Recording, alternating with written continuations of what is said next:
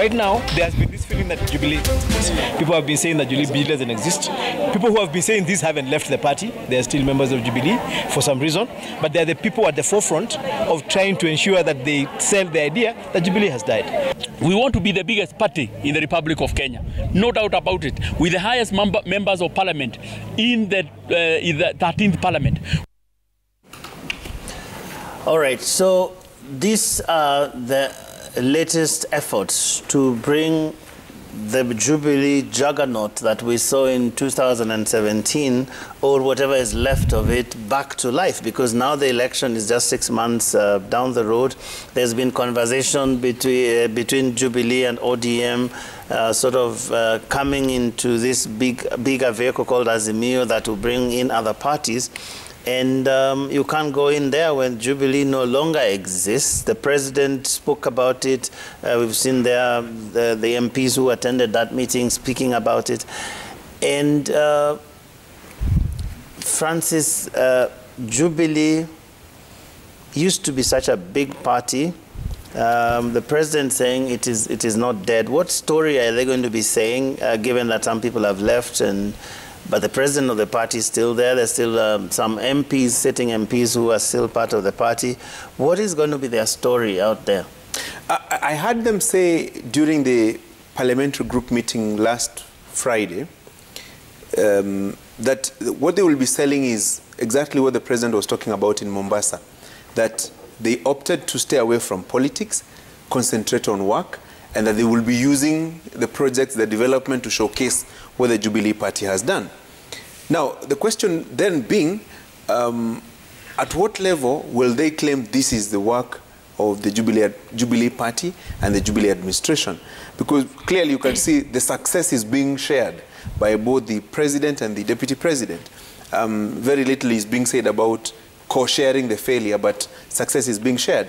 So the same things that Jubilee MPs will be saying about the development record for the Jubilee administration are the same things that the UDA team led by the deputy president will be saying.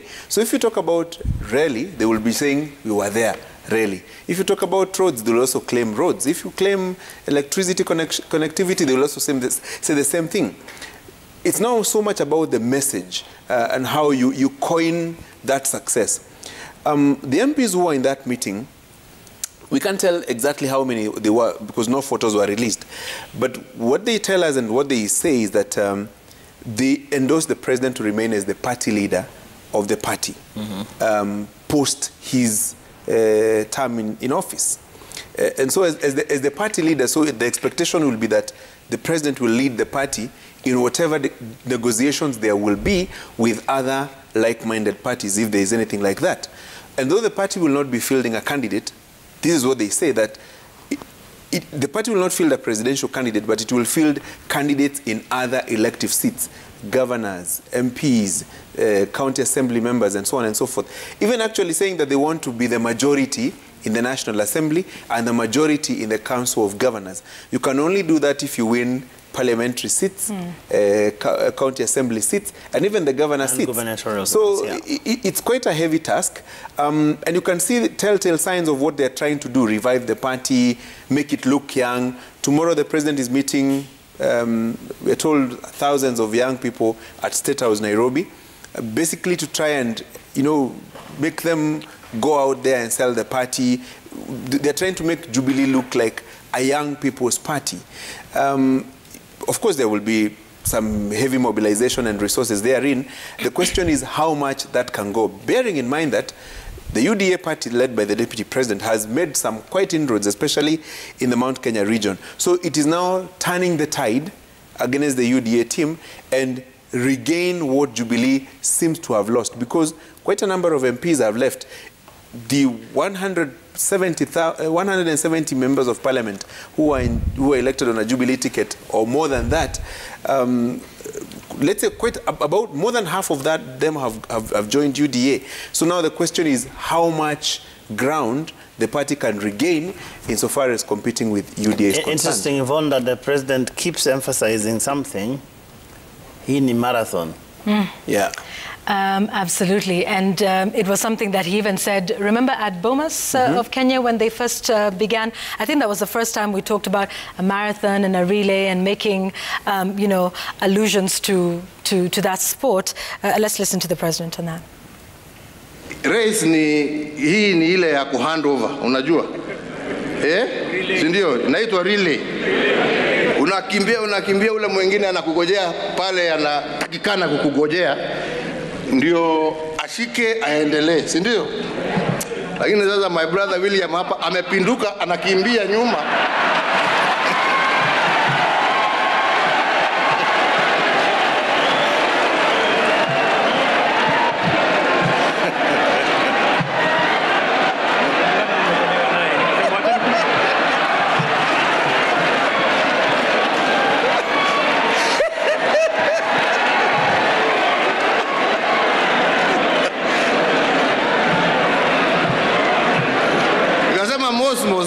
Mosmos, utafika tu.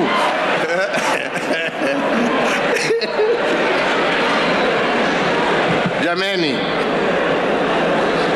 tufanye shughuli hii muhimu kwa taifa, shughuli ambayo itatusaidia na itasaidia kuleta umoja na amani katika taifa letu. I'm not sure that the laughter that they all seemed to share there was, it seemed like it was face value. He has a way of saying very serious things that way. Yes. Remember even the tanga thing was some kind of a joke. Like, ukiona huyo kijana kitanga hapo, mnaweza kumwelezea mambo yenu huko. So he makes those statements and you laugh about it and you think it is a joke, but in there usually is a coded message that very serious message to go very deep. Right. Because remember even the other day in Mombasa, now he revisited the tanga thing, like niliwaambia waache kutanga tufanye kazi, wakasema mimi siwezi, akasema haya. Yeah. And then he went on and even talked about the marathon again. So one of the things that, you know, I think, you know, Francis was alluding to is now looking to the future, considering, you know, the end is here or the end is nigh. And if you think about it, 6 months is a very long time in politics. Considering when TNA and URP came together to form that coalition, it was done when? On the 3rd of December 2012. That was just 3 months to the election, because then we did the election in March of 2013. So anything is possible in terms of just seeing a ratcheting up of things that are happening differently with the Jubilee Party, now moving into the Azimio la Umoja movement or coalition, whatever that may be. But in tandem with that, now looking to the future in terms of the Jubilee Party, it's also about looking to the future. There seems to be a very big rush between now and somewhere about May, June. I mean, sitting on the business desk, all we have done is report about inspection of government projects. There was one which was done by PDU, headed by, you know, former director of PDU Nzioka Waita, and cabinet secretaries in Mombasa, where they're inspecting national projects in January. The government spokesman is currently in Kisumu, and all of the projects that you hear being inspected and being given an update on, all of them you're hearing completion date of May or June. The Kisumu-Butere railway line is to be ready in June.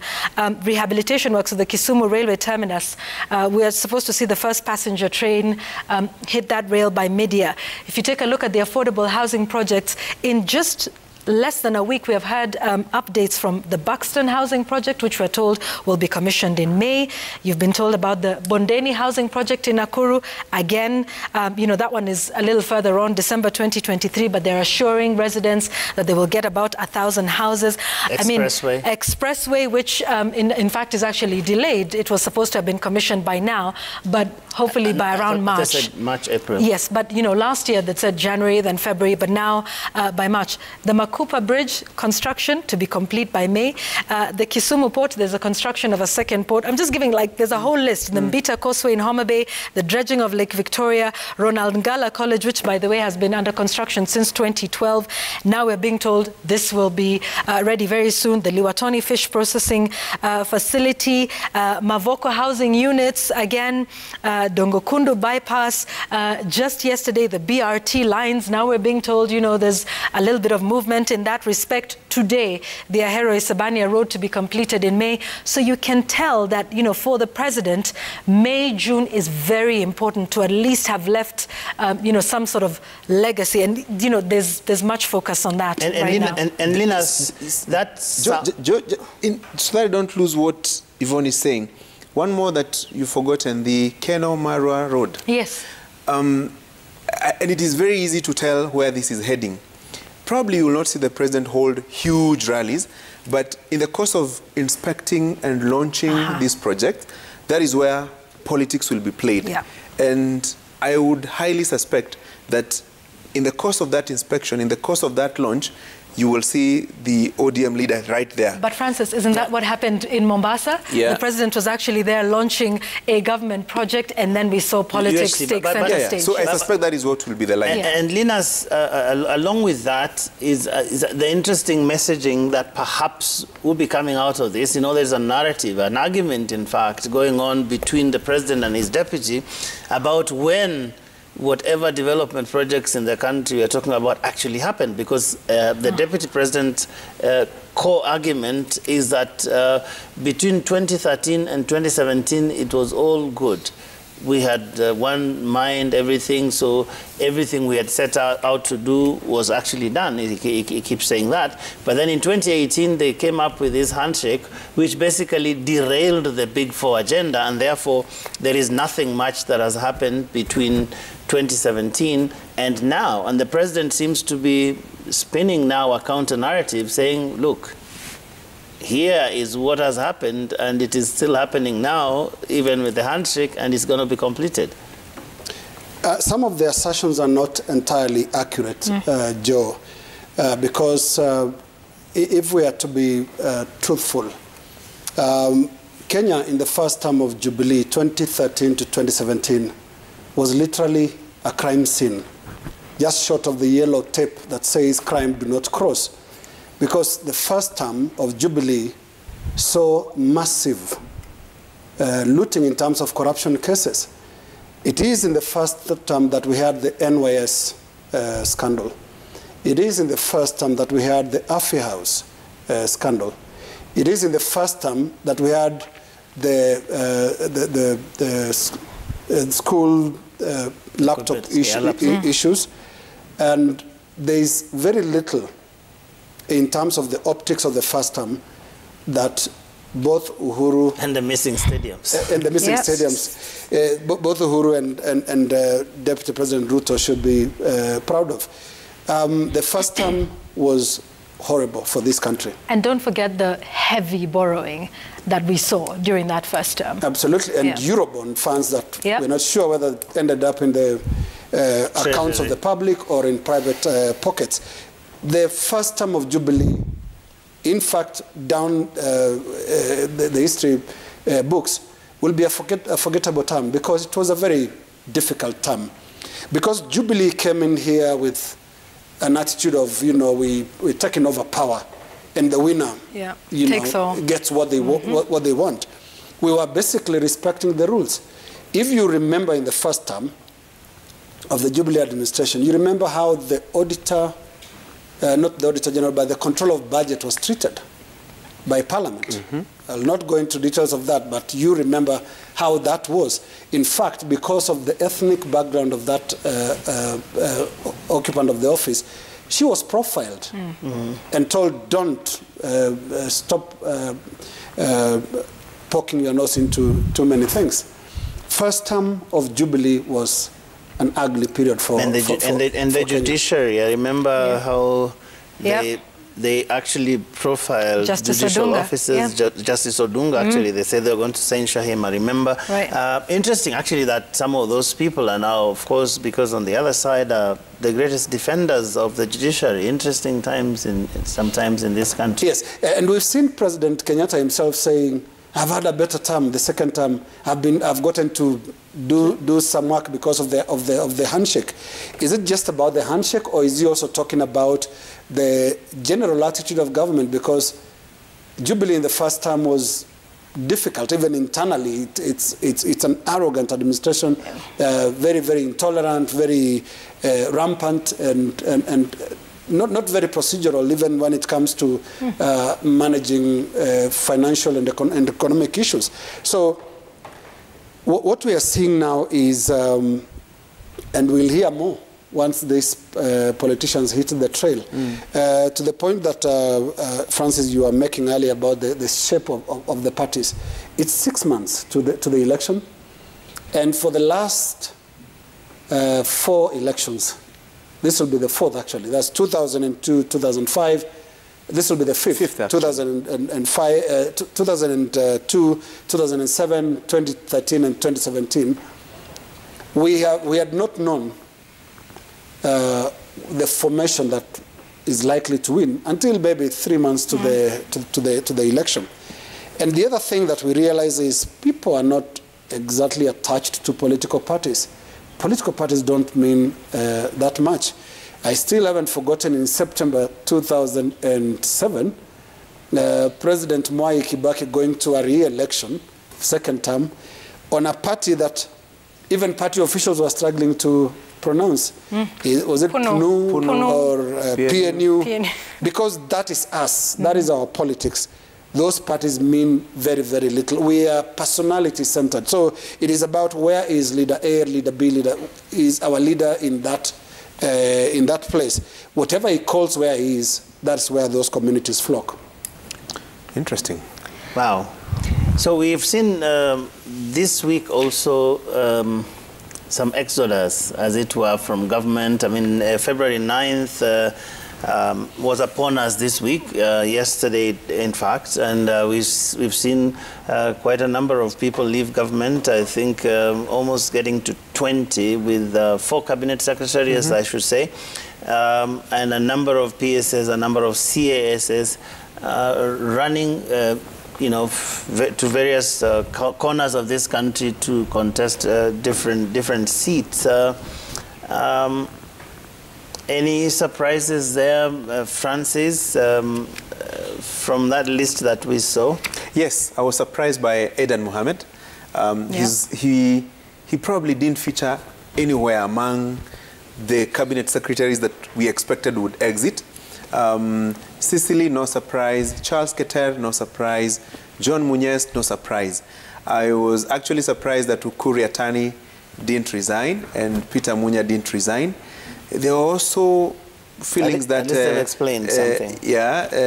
Chelugui, the CS for Labor and Social Protection went to public service. Labor would also resign. The PSS who resigned, no surprise for Fred Segor, no surprise for Joseph Wairagu, no surprise whatsoever for Hamadi Boga, but I was surprised by Safina Kwekwe. So no surprise basically. But those two are the tag team going to Kwale. Yes. But the CASs who exited, most of them there was expectation that they would exit because quite a number of them used that position to profile themselves in government and eventually go and seek elective seats. What I found interesting is that quite a number of them want to be governor, especially the PSS and the CSS who have exited. They want to be governor. So why do they want to be governor? Which kind of control are they seeking in those gubernatorial positions? Actually, all of them, and right? what are their chances? All four, actually. And what are their chances should they go out there and contest? Because, look, for example, former CS Cicely Kariuki is up against Francis Kimemia. John Munyes is going back to Turkana to a gubernatorial race that he lost to Josephat Nanok, the current Director General of the Campaign Secretariat of the Deputy President. For Charles, there's no incumbent because Professor Chepkoni is exiting. So quite an interesting race we see there. What would be interesting is if they were to leave cabinet and go out there and lose in the gubernatorial races. One of the things that wasn't surprising for me was the high number of resignations from the Chief Administrative Secretary's post. In any case, there's about, what, 15, I believe, who have resigned to go and seek elective post. But one of the reasons that this is not surprising to begin with was that these were political appointees, many of whom were former politicians who had not succeeded in 2017.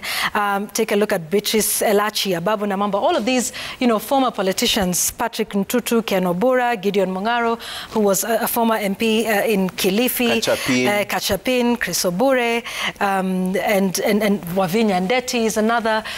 So here it was no surprises, and this was what we'd been saying all along, that the position of CAS was created, to reward those who had supported him but had not succeeded in the election. So, we wait and see what happens. But, it's they were politicians, and they're simply going back into that field. Actually, it's so much, and I think LK can try and answer this. It's so much about why Munya and Yatani didn't resign, and not so much about why the others resigned. Yeah, quite a good question, and it also speaks to some of the strategic approaches that are being taken by the players in the election, including the current administration, which has gotten into an alliance with the ODM through the Azimio la Umoja. So could this be an arrangement that then will allow, say, in the case of Munya, that then will allow Governor Kiraitu to defend his seat, because these were the main two. And actually, he's expressed some relief, and all the people around him about that. True, because Munya was quite a strong opponent. He was going to give him quite a run for his money. So some of these decisions would be strategic to retain some of those CSs within government. There's also talk of just handling the transition. When you look at Ukur Yatani, he's handling a very critical docket. In a month, or is it 2 months' time, he should be unveiling his final budget, the final budget of the President Kenyatta administration. And you can imagine if he had left, it would bring some vacuum there that then will have to be filled either by a standing cabinet secretary and things like that. The constitution is also not clear on how these gaps should be addressed. And so it's up to the president basically to decide, how do I handle these gaps? Will we see some CSs then standing in to hold several dockets? We've seen that before. I think there was a time when CS Matiang'i was also acting in several other ministries. He was in charge of lands at some point, and things like that, because it's then a limping face to the end of the finish line. But I wanted to just mention something, because when you look at how headlines treated the people that were joining politics today, headlines were talking of Wamejirusha Matopeni. The impression that politics is such a dirty space, it is true. But again, are we also giving this impression that good people should not be in politics? Politics should be left to only the dirty people, which is unfortunately quite the case, and don't ask me to prove. Yeah, I saw Ukur Yatani, actually, I think he gave an interview to one of the newspapers. I'm trying to remember which one, and he was talking about why he is not running. He talked about the transition that you talked about, that is out of respect for the president. He wants to help the president through the transition, but also saying that he recognizes there was quite some desire by the people of Marsabit, most politicians say that, for him to go and run, but he's saying that he's still able to meet some of those expectations in his national role, which he says it's a critical docket, as Linus was mentioning, and going into this transition. As a president who's outgoing, you really want to be sure about what's happening at the Treasury. You want to know what's happening with the national security. Yeah. That's why someone like Matiang'i is not going anywhere. And so there's a sense in which on the one hand, there is the political question. For example, the current governor of Marsabit and the Treasury Secretary have been political rivals for some time, and therefore I think the idea here seems to be to make sure that that contest does not recur at this stage, where the Azimio coalition is trying to get some traction and keep the pockets that they could lose, for example, to UDA if there was that kind of split. So they are trying to also just make sure that they deal with some of those things in a preemptive way. Obviously, we have to see how that plays out. And have all their votes in one basket. Instructive to note that the president did have a meeting with leaders from Marsabit just today, yes. At State House. And, actually, it's that, because I can see Ali Robert there. I can see the governor from Marsabit. Correct.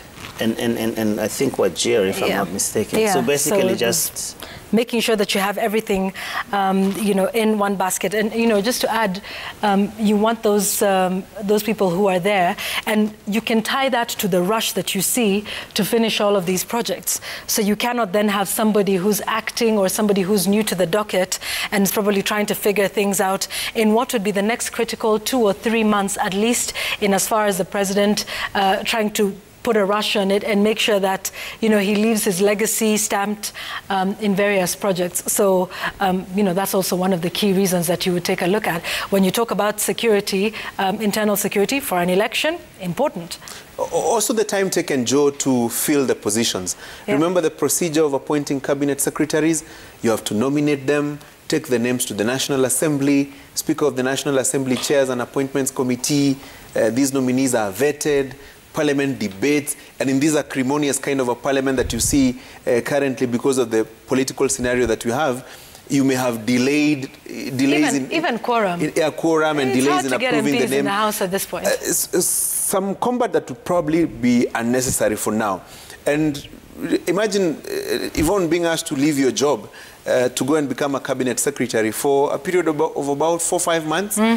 Some people may take it to be too much a risk, and so you don't want to go there. In any case, so that there's not too much disruption, I would probably expect maybe by the end of this week, I mean, we have until tomorrow, or early next week, you'll probably see an executive order from the president, maybe giving one minister an extra docket to manage for the remainder of the term.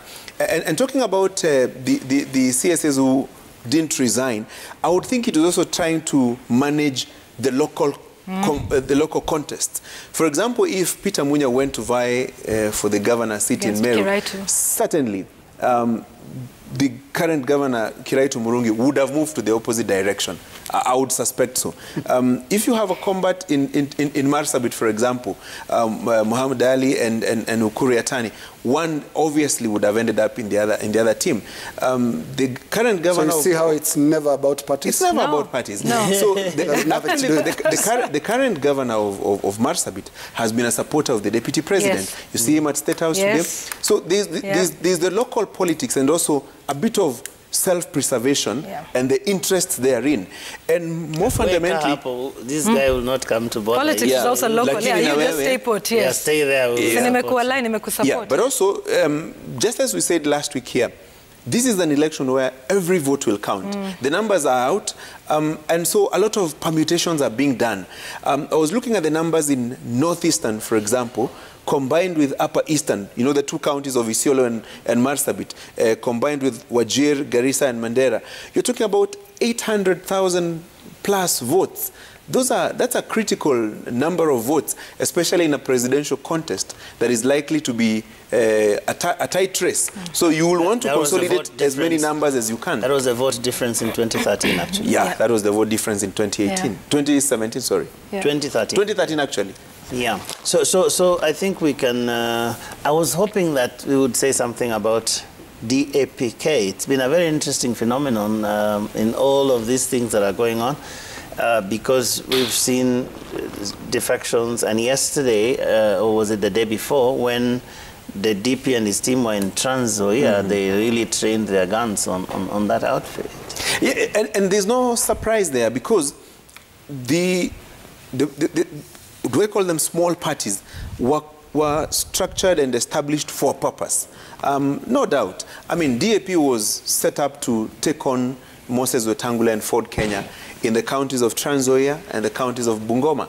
So you can tell why there was that heavy metal kind of politics against the DAP party, against Wamunyinyi, against Seli, against Eugene during that tour of Bungoma and Trans Nzoia. Actually, the Kenya Kwanza team is saying that DAP is ODMB, Linus. Yeah.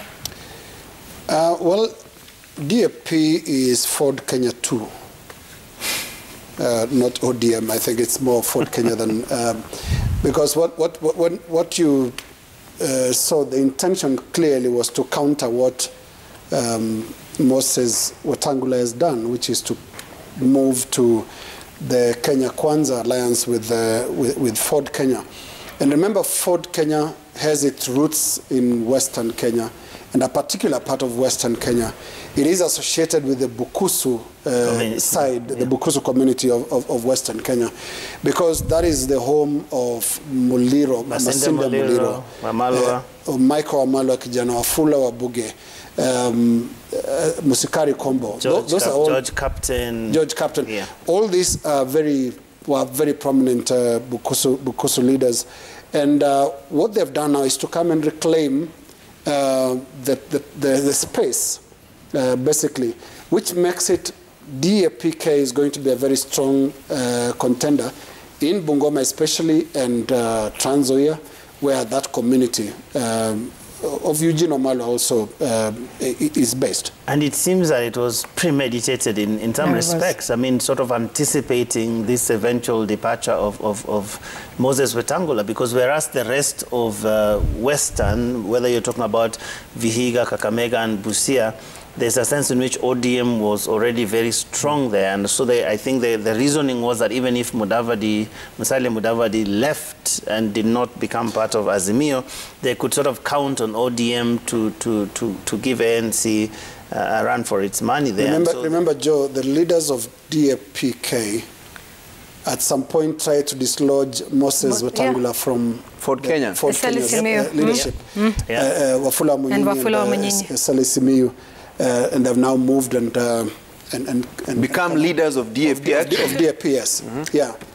Interesting. I think we should take this home, as Jamila usually says, and I think tonight we start with Gashuri's punchline. Punch away. I rarely do this. Let's do this.